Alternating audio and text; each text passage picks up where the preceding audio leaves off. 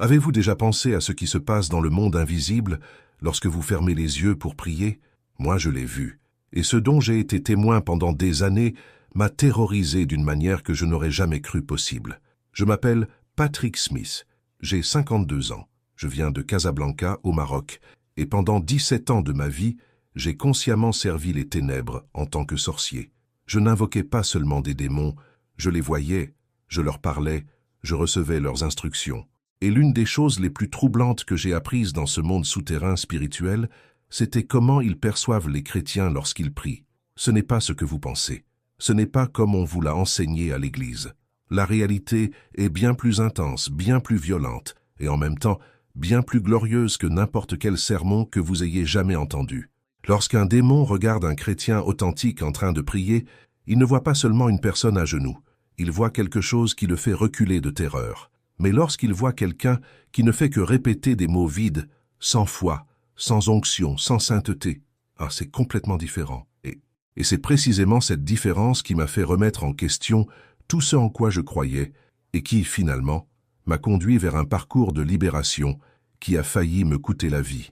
Aujourd'hui, vous allez découvrir des secrets que la plupart des chrétiens ignorent, des secrets qui peuvent transformer complètement votre façon de prier, de vivre votre foi et d'affronter les batailles spirituelles qui se déroulent autour de vous en ce moment même. Avant de poursuivre mon témoignage, écrivez dans les commentaires d'où vous regardez. Je veux savoir jusqu'à quel pays mon récit parvient.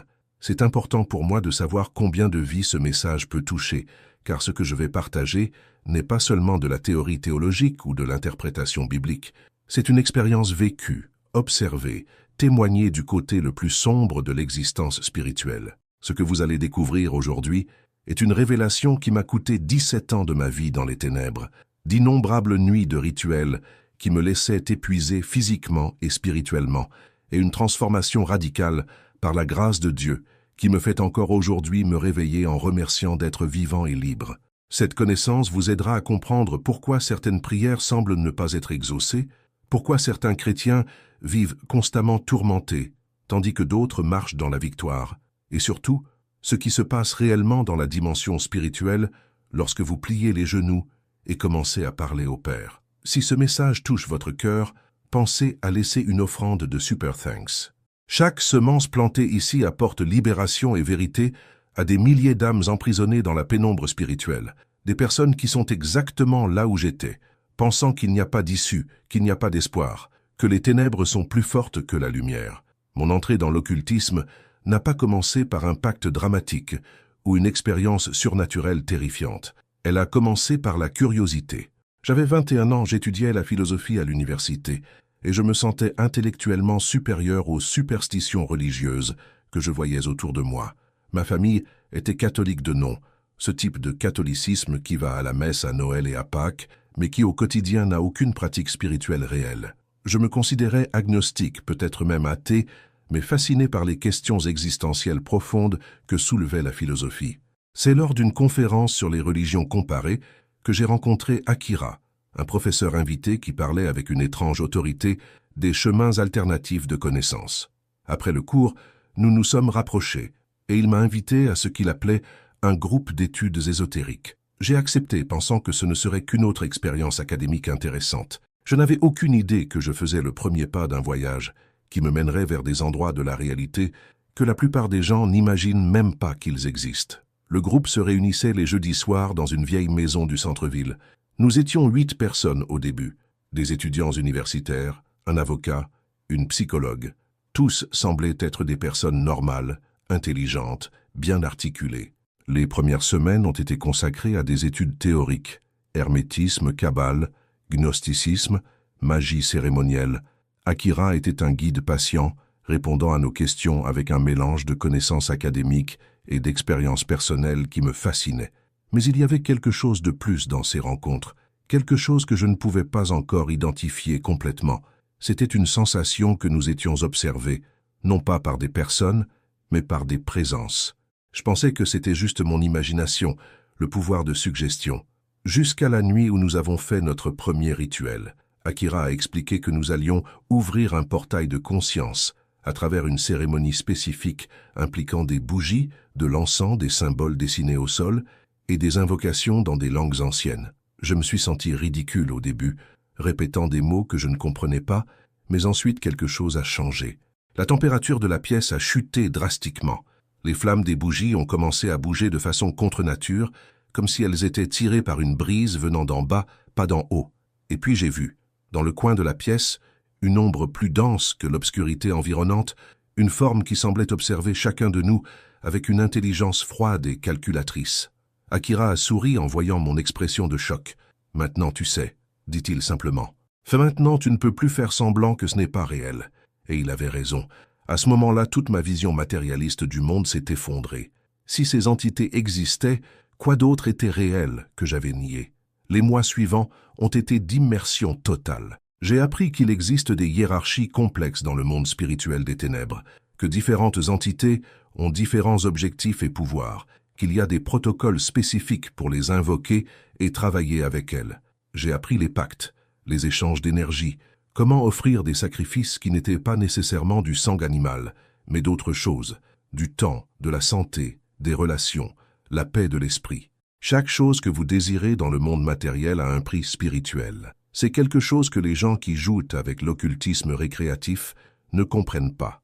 Lorsque vous demandez quelque chose aux ténèbres, vous payez toujours, et généralement le prix est bien plus élevé que ce que vous avez reçu. Mais j'étais trop fasciné pour m'en soucier.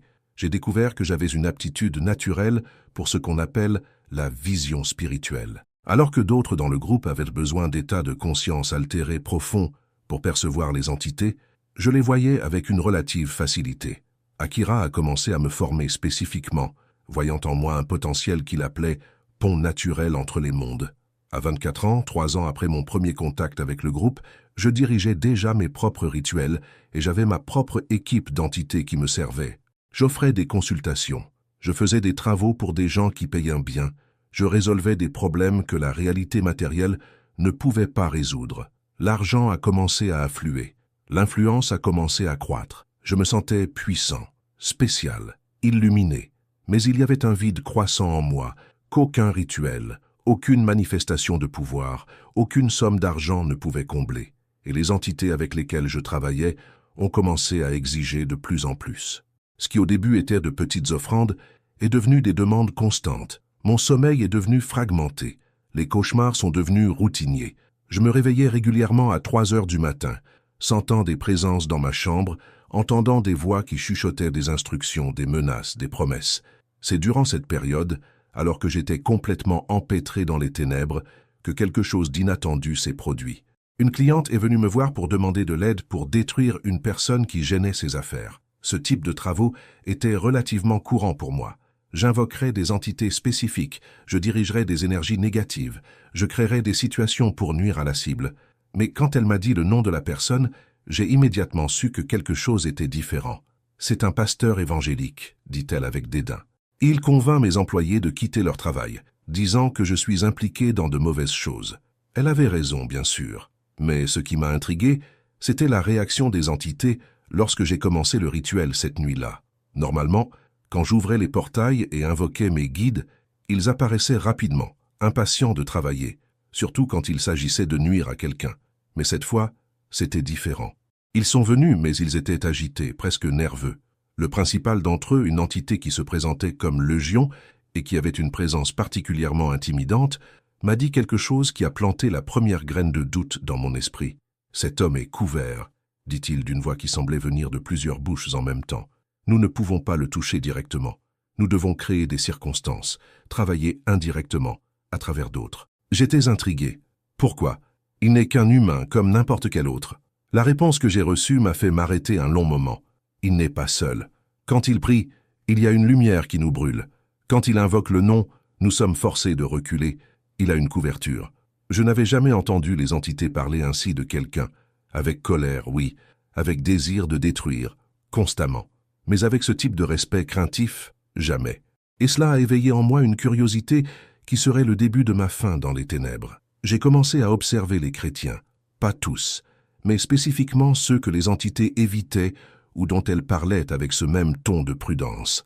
Et c'est là que j'ai découvert quelque chose d'absolument crucial, quelque chose qui changerait complètement ma compréhension de la réalité spirituelle et qui finirait par me conduire à la conversion. Tous les chrétiens ne sont pas égaux dans la perspective spirituelle. Laissez-moi expliquer ce que je veux dire. Dans le monde physique, si vous regardez deux personnes à l'église, toutes deux les mains levées, toutes deux chantant les mêmes louanges, toutes deux disant les mêmes prières, elles semblent identiques. Mais dans le monde spirituel, la différence peut être aussi drastique que la différence entre la lumière du soleil et une bougie éteinte. J'ai commencé à utiliser ma vision pour observer les chrétiens dans différentes situations, surtout quand ils priaient, et ce que j'ai vu m'a profondément choqué. Quand une personne religieuse, et je fais ici une distinction cruciale entre religieux et véritablement converti, plie les genoux et commence à prier de façon mécanique, répétant des mots appris par cœur, mais sans aucune connexion réelle avec le divin. Ce que je voyais dans le monde spirituel était presque rien. C'était comme si la personne parlait toute seule dans une pièce vide. Les mots sortaient de la bouche, mais n'allaient nulle part. Ils ne créaient pas de lumière, ne produisaient pas de vibrations spirituelles significatives, n'attiraient pas la présence d'anges. C'était juste vide. Les entités démoniaques autour de cette personne ne se donnaient même pas la peine. En fait, souvent elles restaient là même, parfois même chuchotant des pensées de distraction pendant la prière, faisant que la personne se rappelle des factures à payer, des problèmes au travail, de n'importe quoi pour garder la prière superficielle et inefficace.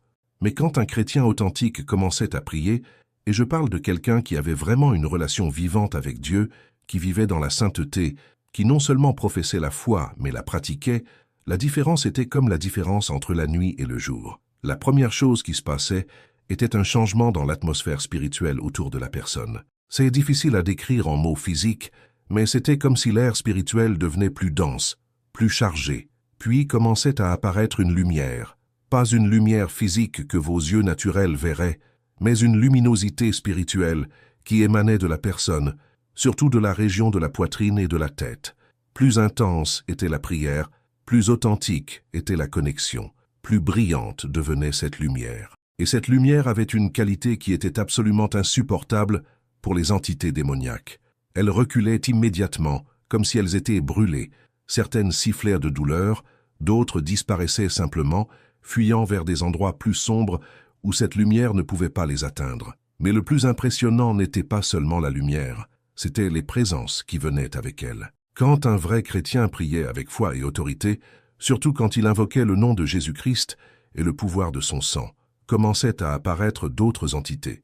Mais celles-ci étaient complètement différentes. Là où les démons étaient sombres, déformés, émanant une sensation d'oppression et de peur, ces autres entités étaient radieuses, imposantes, et émanaient une autorité qui faisait même les démons les plus puissants se courber. J'ai compris plus tard que c'étaient des anges. Et ils ne venaient pas seuls. Plus intense était la prière, plus d'anges apparaissaient, se positionnant autour de la personne comme une garde d'honneur, créant un périmètre qu'aucune force des ténèbres ne pouvait pénétrer. Mais il y avait quelque chose d'encore plus frappant que j'ai été témoin, quelque chose que les entités démoniaques craignaient par-dessus tout. Quand un chrétien priait avec une réelle intimité, quand il y avait une véritable communion qui se produisait, pas simplement des mots prononcés, mais un dialogue spirituel authentique, il y avait des moments où une présence différente se manifestait. Elle était différente des anges. C'était une présence qui avait un poids spirituel si immense que toute la réalité autour semblait se courber devant elle. La lumière qui émanait de cette présence n'était pas simplement brillante, elle était absolue. Il n'y avait aucune obscurité qui pouvait exister dans la même dimension. Et quand cela se produisait, les démons ne reculaient pas simplement. Ils fuyaient dans une panique totale. J'ai vu des démons extrêmement puissants, des entités qui se vantaient de leur ancienneté et de leur force, qui avaient détruit des vies et des familles entières, littéralement se tordre de terreur et disparaître instantanément quand cette présence se manifestait. Légion m'a expliqué une fois, avec une voix remplie de haine et de peur mélangées, ce que c'était. C'est lui, dit l'entité, le Fils. Quand il prie vraiment, il se rend présent. Et nous ne pouvons pas exister là où il est. Et c'est alors que j'ai commencé à comprendre quelque chose de fondamental. La prière n'est pas simplement un rituel religieux ou une pratique dévotionnelle. C'est une arme de guerre spirituelle si puissante qu'elle change littéralement la configuration de la réalité spirituelle autour de la personne qui prie. Les entités démoniaques n'aiment pas simplement la prière, elles la craignent avec une terreur existentielle. J'ai également remarqué qu'il y avait différents niveaux ou type de lumière qui émanait des chrétiens quand ils priaient, et cela dépendait de plusieurs facteurs. Un chrétien qui vivait dans le péché caché, mais essayait encore de prier, avait une lumière faible et intermittente, comme une lampe avec un problème de connexion électrique. La lumière apparaissait, mais clignotait, avait des zones sombres autour. Et dans ces zones sombres, les démons parvenaient à s'approcher, à chuchoter des accusations, à amplifier la culpabilité, à faire en sorte que la personne sente que ses prières n'étaient pas entendues. Et souvent, elles ne l'étaient pas, non pas parce que Dieu ne voulait pas entendre, mais parce que le péché non confessé créait littéralement une barrière spirituelle. C'était comme essayer de passer un appel téléphonique avec un fil coupé. L'intention est là, mais la connexion est brisée. D'autre part, un chrétien qui vivait dans la sainteté, qui confessait ses péchés régulièrement, qui avait une communion authentique avec Dieu, émanait une lumière constante et croissante. Ce n'était pas une lumière qui oscillait ou clignotait, elle était ferme, solide, et s'expandait plus la personne priait. Et les démons ne pouvaient même pas s'approcher. C'était physiquement impossible pour eux. La lumière les repoussait avec une force presque tangible. J'ai vu des démons essayer de s'approcher de chrétiens spécifiques, qui étaient sur ma liste de cibles, tentant de créer des circonstances mauvaises, de planter des pensées négatives, de causer des accidents ou des maladies. Mais quand ces personnes priaient le matin, il se créait autour d'elles une sorte de bouclier spirituel qui durait toute la journée. Les attaques rebondissaient simplement, elles ne pouvaient pas pénétrer. J'ai aussi appris la différence entre la prière individuelle et la prière collective. Quand 2 ou 3 chrétiens authentiques se réunissaient pour prier ensemble, quelque chose d'exponentiel se produisait dans la dimension spirituelle. Ce n'était pas simplement la somme de 2 lumières, c'était une multiplication. La lumière qui émanait d'un groupe priant en accord était infiniment plus puissante que la lumière individuelle. Et plus que cela, il y avait une présence spécifique qui se manifestait quand il y avait une unité authentique dans la prière. Jésus a dit « Là où 2 ou 3 sont réunis en mon nom, je suis au milieu d'eux. » Et ce n'est pas poétique ou symbolique, c'est littéralement vrai dans le monde spirituel. J'ai vu cela se produire. J'ai vu des groupes d'intercession prier pour la libération de personnes, pour la guérison, pour des changements dans des situations impossibles. Et j'ai vu le monde spirituel être complètement reconfiguré autour de ces prières. Des démons qui avaient des forteresses établies sur des personnes, des familles, même des régions entières, étaient forcés de partir quand des groupes de chrétiens priaient avec persistance et foi. Ce n'était pas nécessairement rapide, et ce n'était pas toujours facile, mais c'était inévitable. La lumière vainc toujours les ténèbres quand il y a de la persistance. Toujours, sans exception. Mais la révélation qui m'a le plus marqué, celle qui a finalement complètement brisé ma loyauté envers les ténèbres et m'a fait commencer à chercher ce Dieu des chrétiens, a été de comprendre ce que les démons voient réellement quand ils regardent un chrétien priant en pleine autorité spirituelle. Un jour, alors que j'observais un pasteur spécifique qui causait beaucoup de problèmes à mes clients, des personnes impliquées dans des pratiques occultes qui étaient libérées par son ministère, Legion m'a révélé quelque chose qu'il ne voulait clairement pas révéler. J'avais demandé pourquoi il ne pouvait pas simplement détruire cet homme, pourquoi avec tout le pouvoir qu'il prétendait avoir, il ne pouvait pas simplement causer un accident fatal, une maladie terminale, n'importe quoi. La réponse que j'ai reçue a tout changé. Quand il prie, dit Légion avec une voix remplie de haine impuissante, nous ne le voyons pas, nous voyons l'agneau. Il est couvert par le sang, et nous ne pouvons pas toucher ce qui a été scellé par le sacrifice. Quand il déclare le nom, on nous rappelle la défaite.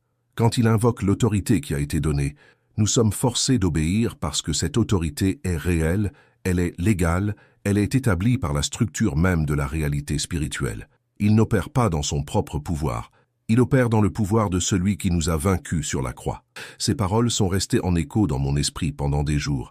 J'avais accès à des informations que la plupart des chrétiens n'ont pas. Je savais par expérience directe en observant le monde spirituel que la foi chrétienne n'était pas simplement une autre religion. Il y avait quelque chose de fondamentalement différent qui se passait là. Le pouvoir que les chrétiens authentiques portaient ne venait pas d'eux-mêmes. Il venait d'une source infiniment plus grande, et cette source terrifiait complètement les entités que j'avais servies pendant des années. J'ai alors commencé ma propre enquête secrète. Pendant que je continuais à mener des rituels et à maintenir les apparences pour le groupe, j'ai commencé à lire la Bible en cachette. Je suis allé dans quelques églises évangéliques, m'asseyant au fond, observant non seulement avec les yeux physiques, mais avec ma vision spirituelle. Et plus je voyais, plus ma vision du monde précédente s'effondrait. J'avais cru que je servais des forces puissantes, éclairées, qui me donneraient connaissance et pouvoir. Mais maintenant, voyant à la fois le côté des ténèbres et apercevant le côté de la lumière, j'ai réalisé que j'avais été terriblement trompé. Les entités que j'appelais guides et maîtres étaient en réalité des prisonniers désespérés, des rebelles vaincus qui savaient que leur temps était limité. Ils ne m'avaient pas donné de pouvoir réel, ils m'avaient prêté des miettes du pouvoir qu'ils volaient aux autres, toujours avec des intérêts impossibles à payer. Pendant ce temps, les chrétiens authentiques avaient accès à une source de pouvoir qui était inépuisable, qui ne demandait rien d'autre que la foi et l'obéissance, qui ne détruisait pas mais restaurait. C'était une comparaison qui ne laissait aucun doute sur quel côté avait vraiment la vérité. La décision de quitter l'occultisme n'est pas venue d'un coup. Ce fut un processus douloureux et terrifiant. Les entités que j'avais servies pendant 17 ans n'ont pas accepté facilement mon départ. Quand j'ai commencé à montrer de l'intérêt pour le christianisme, les attaques se sont intensifiées dramatiquement. Les cauchemars sont devenus des horreurs nocturnes où je me réveillais en sentant des mains invisibles m'étouffer. Des objets dans ma maison se déplaçaient tout seuls. Des voix me menaçaient constamment, disant que j'avais fait des pactes qui ne pouvaient pas être brisés, que j'appartenais à eux pour toujours, que si j'essayais de partir, je serais détruit. Il y a eu des nuits où j'ai sérieusement pensé au suicide. Non pas parce que je voulais mourir, mais parce que les voix me convainquaient que c'était la seule issue. Mais quelque chose d'intéressant s'est produit. Chaque fois que j'arrivais près de ce point de désespoir total, je me souvenais de ce que j'avais vu quand j'observais les chrétiens prier. Je me souvenais de la lumière, de la paix qui émanait d'eux, de la façon dont les démons fuyaient quand le nom de Jésus était invoqué. Et j'ai commencé, timidement au début, à faire ce qui semblait absurde pour quelqu'un de ma position. J'ai commencé à prier ce Jésus que je ne connaissais pas, mais que les ténèbres connaissaient et craignaient clairement. Mes premières prières ont été pathétiques, je dois l'admettre. Je ne savais pas quoi dire, je ne connaissais pas les bons mots, je n'avais aucune théologie ou doctrine. Mais j'ai simplement dit, « Jésus, si tu es réel, si ce que j'ai vu de toi est vrai, j'ai besoin d'aide. Je ne peux pas sortir tout seul. Ils ne me laisseront pas partir, s'il te plaît. » Et quelque chose s'est produit. Ce n'était pas dramatique comme dans les témoignages que j'entendais dans les églises. Il n'y a pas eu de lumière physique ou de voix audible. Mais il y a eu une paix qui est descendue sur moi.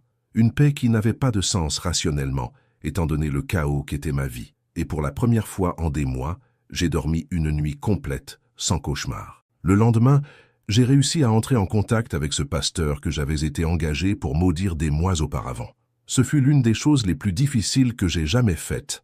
Aller vers l'homme que j'avais essayé de détruire et demander de l'aide. J'ai expliqué ma situation, m'attendant à ce qu'il me chasse ou réagisse avec peur, mais il a simplement souri avec une gentillesse qui m'a complètement désarmé et a dit « Je savais que tu viendrais. Je prie pour toi depuis des mois. » Il avait prié pour moi. L'homme que j'avais essayé de nuire, contre qui j'avais dirigé des forces des ténèbres, avait passé des mois à prier pour mon salut. Cela a brisé quelque chose de profond en moi. Là même, dans le bureau pastoral de cette petite église, j'ai pleuré pour la première fois en des années et je lui ai demandé de m'aider à sortir des ténèbres. Le processus de libération a été intense. Ce n'était pas une prière rapide, et voilà, tout réglé. C'était une bataille spirituelle qui a duré des semaines. Il y avait des pactes qui devaient être renoncés verbalement, des objets qui devaient être détruits, des schémas mentaux qui devaient être brisés. Il y a eu des sessions de libération où des démons se manifestaient à travers moi, criant, menaçant, révélant des choses sur la vie du pasteur et de l'équipe qui m'aidait, essayant de créer la peur. Mais chaque fois qu'il faisait cela, le pasteur invoquait simplement le nom de Jésus et le pouvoir du sang, et je voyais, avec cette vision spirituelle que j'avais encore, les démons se tordre et reculer. C'était fascinant et terrifiant en même temps. J'expérimentais en moi-même ce que j'avais observé de l'extérieur pendant si longtemps. Les prières fonctionnaient. Le nom de Jésus avait un pouvoir réel. Le sang versé sur la croix créait une couverture légale dans le monde spirituel que les ténèbres ne pouvaient tout simplement pas violer.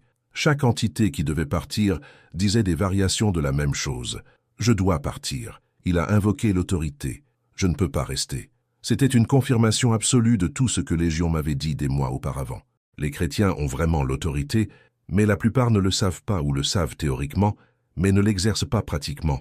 Après des semaines de ce processus, il y a eu un moment de rupture finale. C'était pendant une veillée de prière à l'église. Il était déjà passé minuit. J'étais épuisé physiquement et émotionnellement, ayant jeûné et prié pendant des jours. Le pasteur et quelques intercesseurs étaient autour de moi, priant en langue, déclarant des écritures, invoquant la présence de Dieu.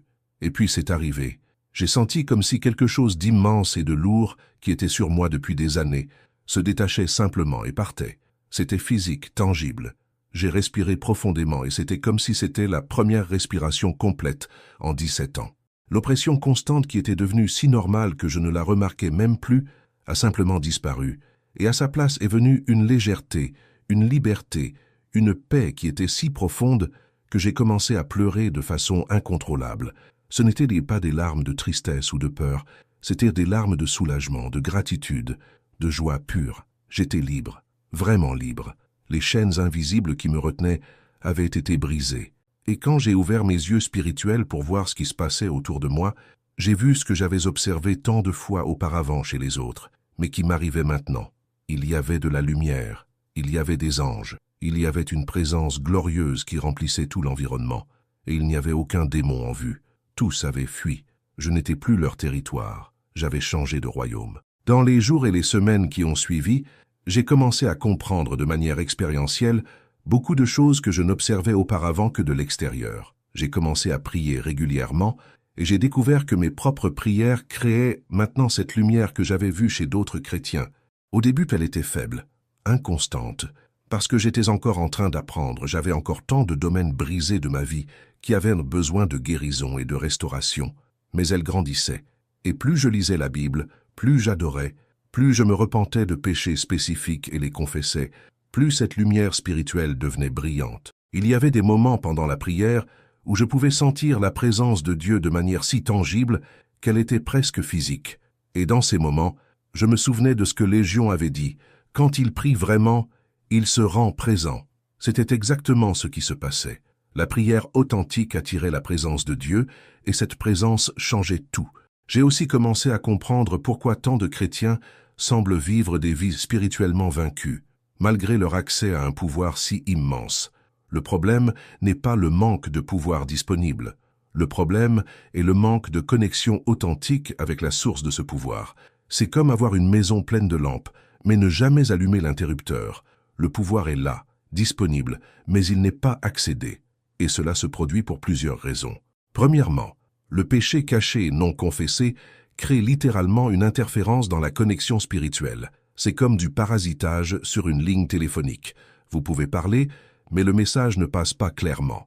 Les démons le savent, et c'est pourquoi ils travaillent constamment pour conduire les chrétiens au péché, surtout les péchés secrets qui créent la honte, parce que la honte empêche la confession. Et sans confession, il n'y a pas de purification. Et sans purification, il n'y a pas de connexion pleine. Deuxièmement, le manque de connaissance sur l'autorité spirituelle. Beaucoup de chrétiens prient comme des mendiants demandant des faveurs à un Dieu distant, alors qu'ils devraient prier comme des enfants, invoquant l'héritage qui leur appartient déjà légalement par Christ. La différence est énorme dans le monde spirituel. Quand vous priez comme un mendiant, vous n'exercez pas d'autorité, vous espérez simplement que peut-être quelque chose va se passer. Mais quand vous priez en sachant qui vous êtes en Christ, en sachant quelle autorité vous a été donnée, en déclarant cette autorité avec foi, le monde spirituel est forcé de répondre. Troisièmement, les prières génériques et sans foi. Dieu n'est pas une machine à souhait où vous mettez des mots et attendez des résultats. Il est une personne, et les relations fonctionnent par l'intimité authentique, pas par des rituels vides. Les prières les plus puissantes que j'ai vues, tant en observant de l'extérieur qu'en expérimentant après la conversion, étaient des prières où il y avait une communion réelle, où la personne ne récitait pas simplement des demandes, mais conversait vraiment avec le Père. Aujourd'hui, 10 ans après ma conversion, je sers dans cette même église où j'ai été libéré, travaillant spécifiquement avec la libération spirituelle de personnes impliquées dans l'occultisme. J'utilise les connaissances que j'ai acquises pendant ces 17 ans dans les ténèbres, mais maintenant du côté de la lumière, pour aider d'autres à se libérer des mêmes pièges dans lesquels je suis tombé. Et l'une des choses que j'insiste le plus auprès des chrétiens qui apprennent la guerre spirituelle est l'importance de la prière avec compréhension. Quand vous priez, vous ne faites pas que prononcer des mots en l'air. Vous êtes littéralement en train de reconfigurer la réalité spirituelle autour de vous. Vous créez de la lumière, là où il y avait des ténèbres. Vous invoquez la présence de Dieu et la compagnie des anges. Vous forcez les démons à reculer. Vous exercez l'autorité que Christ a conquise sur la croix et qu'il vous a déléguée. Mais tout cela ne fonctionne que lorsqu'il y a de la sincérité, lorsqu'il y a de la sainteté, lorsqu'il y a une foi réelle. Je vais partager quelque chose pratique que j'ai apprise sur comment prier d'une manière qui impacte réellement le monde spirituel. Premièrement, commencez toujours par l'adoration et l'action de grâce. Ce n'est pas juste un rituel religieux agréable, cela a un but spirituel profond. L'adoration sincère crée une atmosphère de lumière qui expulse les ténèbres. C'est comme allumer les lumières dans une pièce sombre. Les démons ne peuvent tout simplement pas rester dans une atmosphère de véritable adoration. Deuxièmement, confessez les péchés spécifiquement. Ne priez pas ces prières génériques du type « pardonne mes péchés », mais identifiez et confessez des choses spécifiques. Cela enlève l'interférence spirituelle et nettoie la ligne de communication. Troisièmement, déclarez votre identité en Christ. Rappelez-vous qui vous êtes, enfant de Dieu, héritier de Christ, scellé par le Saint-Esprit, couvert par le sang. Ce ne sont pas juste de belles paroles, ce sont des réalités légales dans le monde spirituel que les démons sont forcés de reconnaître. Quatrièmement, soyez spécifique dans vos demandes. Au lieu de prier « bénis ma vie », priez pour des choses concrètes avec une foi qui attend des résultats. Cinquièmement, priez en langue si vous avez ce don. La prière en langue a une puissance spirituelle unique parce que c'est votre esprit qui prie directement sans l'interférence de l'esprit naturel. J'ai vu d'innombrables fois dans le monde spirituel comment les prières en langue créent une confusion totale chez les démons parce qu'ils ne peuvent pas intercepter ou interférer avec ce type de prière de la même manière qu'ils le peuvent avec les prières de l'esprit naturel. Sixièmement, terminez avec des déclarations de foi, pas avec des doutes. Ne sapez pas votre propre prière en terminant par « si c'est ta volonté », dans des situations où la volonté de Dieu a déjà été clairement révélée dans l'Écriture. Si la Bible dit que Dieu veut te guérir, déclare la guérison avec foi. Si elle dit qu'il veut te faire prospérer, déclare la prospérité avec foi. Le doute à la fin de la prière, c'est comme crever un pneu que vous venez de gonfler. Une question qu'on me pose constamment est « si la prière est si puissante, pourquoi parfois elle semble ne pas fonctionner ?» La réponse est complexe, mais je peux donner quelques perspectives de ce que j'ai appris. Premièrement, nous ne savons pas toujours ce qui se passe dans la dimension spirituelle quand nous prions. Parfois, il y a des batailles qui se déroulent que nous ne voyons pas. Le livre de Daniel parle de comment l'ange a mis 21 jours pour apporter la réponse à la prière parce qu'il était en bataille avec le prince de Perse. Vos prières ont été entendues dès le premier jour, mais la manifestation physique a pris du temps parce qu'il y avait une opposition spirituelle. Beaucoup abandonnent de prier juste avant que la percée spirituelle ne se produise. Deuxièmement, certaines situations impliquent le libre arbitre d'autres personnes, et Dieu ne viole pas le libre arbitre même en réponse aux prières. Vous pouvez prier pour le salut de quelqu'un, et Dieu va créer des opportunités, envoyer des gens, toucher le cœur, mais la décision finale appartient à la personne. Troisièmement, parfois ce que nous demandons n'est pas vraiment le meilleur pour nous, et Dieu étant un meilleur Père que nous ne savons l'être pour nous-mêmes, répond différemment de ce que nous demandons. Mais cela ne signifie pas que la prière n'a pas fonctionné. Cela signifie qu'elle a fonctionné d'une manière plus sage que notre perspective limitée ne peut voir sur le moment. Quatrièmement, et c'est crucial, les prières sans changement de comportement sont des prières inefficaces. Si vous priez pour la libération des addictions, mais continuez à vous placer volontairement dans des situations de tentation, votre prière est contredite par vos actions. Le monde spirituel répond non seulement à vos paroles, mais à vos actions concrètes. Il y a aussi une dimension d'autorité spirituelle accumulée que peu comprennent. Quand vous vivez dans une sainteté cohérente, quand vous priez régulièrement, quand vous jeûnez, quand vous méditez sur la parole, vous accumulez ce qu'on pourrait appeler du crédit spirituel. Non pas que vous méritiez quoi que ce soit par vos efforts, mais vous vous positionnez de manière à ce que la puissance de Dieu puisse couler à travers vous plus librement. C'est comme la différence entre un tuyau neuf et propre versus un vieux tuyau plein de saleté et de trous. L'eau, la puissance de Dieu est la même, mais l'efficacité avec laquelle elle coule à travers le canal est complètement différente. Les chrétiens qui vivent des vies de consécration sincère ont une autorité spirituelle qui est visible dans le monde invisible. Les démons les reconnaissent et les évitent. Quand ces personnes prient, les choses se produisent plus rapidement et dramatiquement parce qu'elles sont des canaux propres et dégagés pour la puissance de Dieu. Je veux aussi parler de quelque chose que j'ai découvert être absolument crucial, La différence entre la prière et la déclaration prophétique. La prière, c'est quand vous demandez à Dieu, dialoguez avec lui, cherchez sa volonté. La déclaration prophétique, c'est quand vous exercez l'autorité qu'il vous a déjà donnée, parlant à la situation, pas sur la situation. Jésus n'a pas prié pour que la tempête s'arrête, il a ordonné qu'elle s'arrête. Il n'a pas prié pour que Lazare sorte, il l'a appelé à sortir. Il y a des moments pour la prière et des moments pour la déclaration autoritaire.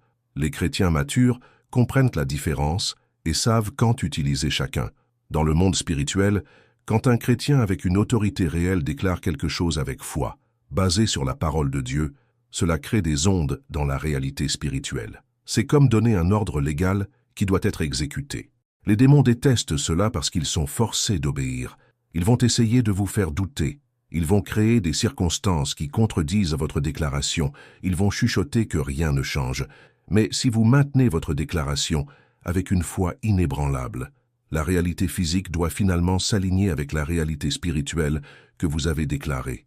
Une autre chose que je dois mentionner, l'importance du jeûne combiné avec la prière. Jésus a dit que certains types de démons ne sortent qu'avec la prière et le jeûne. Pendant mes années dans l'occultisme, je voyais clairement comment le jeûne chrétien créait un type de pouvoir spirituel amplifié. C'est difficile d'expliquer exactement pourquoi cela se produit, mais c'est comme si le jeûne créait une fréquence spirituelle différente. Quand quelqu'un jeûnait et priait, la lumière spirituelle qui émanait était plus intense. Les anges qui apparaissaient étaient plus nombreux et puissants, et les démons qui normalement étaient résistants étaient forcés de reculer. Il y a quelque chose dans le fait de nier le corps physique qui intensifie l'autorité spirituelle. Ce n'est pas que vous gagnez la faveur de Dieu par la souffrance, mais vous démontrez du sérieux.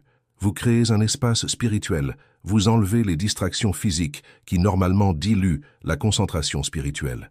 Les chrétiens les plus puissants spirituellement que j'ai observés étaient invariablement des personnes qui jeûnaient régulièrement. J'aimerais aussi partager sur l'importance de la prière en accord. Jésus a dit que si 2 d'entre vous se mettent d'accord sur la terre au sujet de quoi que ce soit qu'ils demanderont, cela leur sera accordé par le Père céleste. Ce n'est pas une exagération ou une hyperbole. Quand j'ai vu des groupes de chrétiens priant en véritable accord, pas seulement en disant les mêmes mots, mais réellement unis dans la foi et le but, l'impact spirituel était multiplié exponentiellement. C'était comme si leurs lumières individuelles fusionnaient en une seule lumière beaucoup plus brillante, et il y avait une autorité corporative qui était beaucoup plus grande que la somme des autorités individuelles. Les démons qui résistaient à un chrétien priant seul étaient complètement vaincus quand plusieurs chrétiens priaient ensemble, en accord. Cela explique pourquoi l'ennemi travaille si ardemment à créer de la division dans les églises. La division n'est pas juste un problème relationnel désagréable, c'est une stratégie spirituelle pour neutraliser le pouvoir corporatif des chrétiens. Une église unie dans la prière est une menace existentielle pour les ténèbres dans une région. Je dois aussi mentionner quelque chose sur la protection spirituelle par la prière. Beaucoup de chrétiens ne réalisent pas qu'ils ont la responsabilité de prier pour la protection sur eux-mêmes, leur famille, leur maison, quotidiennement. Ce n'est pas de la paranoïa ou de la peur, c'est de la sagesse spirituelle. Le psaume 91 n'est pas juste un beau psaume à mémoriser, c'est une alliance de protection qui peut et doit être déclarée régulièrement. Quand vous priez et déclarez la protection au début de la journée, vous créez littéralement un bouclier spirituel. J'ai vu cela d'innombrables fois du côté des ténèbres. Les tentatives d'attaquer des personnes qui avaient prié pour la protection le matin échouaient tout simplement. C'était comme s'il y avait une barrière invisible que les attaques ne pouvaient pas pénétrer. Et cette barrière restait efficace tant que la personne se maintenait dans la sainteté et la foi. Mais au moment où il y avait un compromis par un péché délibéré, la barrière s'affaiblissait et des brèches apparaissaient. Cela ne signifie pas vivre dans une peur paranoïaque des démons, mais cela signifie être spirituellement intelligent et utiliser les outils de protection que Dieu a fournis. Enfin, je veux parler de la persistance dans la prière. La parabole de la veuve persistante n'est pas seulement sur le fait de ne pas abandonner, c'est sur la compréhension qu'il y a des batailles spirituelles qui prennent du temps pour être gagnées. Certaines forteresses démoniaques ont été établies au cours d'années, voire de générations. Elles ne tombent pas avec une seule prière, peu importe à quel point elle est fervente. Elles requièrent de la persistance. Elles requièrent de continuer à prier jusqu'à ce que la percée se produise. Pendant mes jours dans les ténèbres, ce qui frustrait le plus les entités était justement cela, des chrétiens qui tout simplement n'abandonnaient pas de prier. Ils revenaient jour après jour, semaine après semaine, priant pour la même situation, avec la même foi, même quand rien ne semblait changer. Et finalement, la forteresse cédait, toujours. La persistance dans la prière n'est pas optionnelle pour la victoire dans les batailles spirituelles difficiles. Elle est essentielle. Les démons comptent sur votre abandon. Ils savent qu'ils ne peuvent pas vaincre un chrétien qui continue à prier avec foi. Donc toute leur stratégie est de vous faire abandonner avant que la percée ne se produise. Alors, que voient réellement les démons quand ils regardent un chrétien en prière? Ils voient de la lumière ou des ténèbres selon la sincérité de la foi. Ils voient de l'autorité ou de la faiblesse selon la connaissance de l'identité en Christ. Ils voient la présence de Dieu se manifester ou son absence selon la sainteté de vie. Ils voient quelque chose à craindre ou quelque chose à manipuler selon la maturité spirituelle. La prière n'est pas un rituel religieux sans conséquences réelles. C'est l'arme la plus puissante disponible aux chrétiens, capable de changer littéralement la configuration du monde spirituel et, par conséquent, du monde physique. Mais comme toute arme, elle doit être utilisée correctement pour être efficace. Elle doit être utilisée avec connaissance, avec foi, avec autorité, avec sainteté. Quand tous ces éléments s'alignent, la prière devient une force imparable que les ténèbres ne peuvent tout simplement pas résister. Si vous voulez soutenir ce ministère et aider ce message à atteindre encore plus de vies, considérez laisser une offrande allant jusqu'à $100 de Super Thanks. Chaque semence plantée ici se multiplie en libération, restauration et salut de personnes qui sont perdues entre deux mondes, ayant désespérément besoin d'entendre qu'il existe un chemin de sortie. Votre soutien nous permet de continuer à produire du contenu qui met en lumière des vérités spirituelles que l'ennemi veut garder cachées, des vérités qui peuvent faire la différence entre quelqu'un qui reste en captivité ou qui trouve la liberté totale en Christ.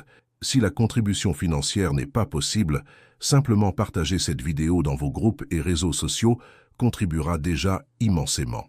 Chaque partage peut être le moment où une âme désespérée, quelqu'un qui est exactement là où j'ai été, trouve l'espoir dont elle a besoin pour faire le pas vers la liberté. S'il vous plaît, partagez cette vidéo. Vous ne savez pas qui dans votre réseau de contacts peut être secrètement impliqué dans des pratiques occultes, se sentant piégé, sans issue. Vous ne savez pas qui peut être attaqué spirituellement et avoir besoin de comprendre qu'il y a un pouvoir réel disponible par la prière. Vous ne savez pas qui peut vivre une vie chrétienne vide et avoir désespérément besoin de comprendre qu'il y a beaucoup plus de pouvoir disponible que ce qu'ils expérimentent. Ce témoignage n'est pas seulement mon histoire, c'est une révélation sur des réalités spirituelles que tous les chrétiens doivent comprendre pour vivre dans la victoire. Partagez avec vos groupes d'église, avec vos familles, avec toute personne que vous sentez avoir besoin d'entendre ce message. Vous pouvez être l'instrument que Dieu utilise pour changer une vie éternellement. Que Dieu bénisse chacun d'entre vous et que la révélation partagée ici transforme votre vie de prière de manière radicale et permanente. Amen.